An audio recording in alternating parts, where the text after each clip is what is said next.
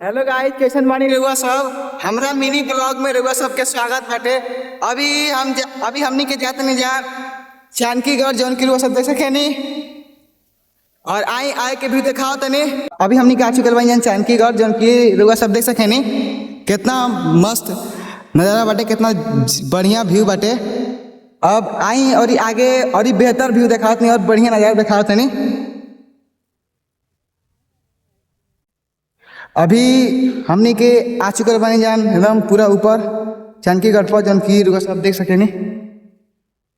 जैसे कि रुआ सब देख सकेनी, जैसे मैंने ये कितना ऊंचा बाटे कि यह घर है सब कितना छोट छोट लौकत बाटे। रुआ सब देख सकेनी। अभी हमनी के जानकीगढ़ के ऊपर पूरा घूम रहे मैंने पूरा जानकीगढ़ घूम रहे जान। अब हमनी के जाते हैं जान नीचे, जैसे कि रुआ सब देख सकेनी।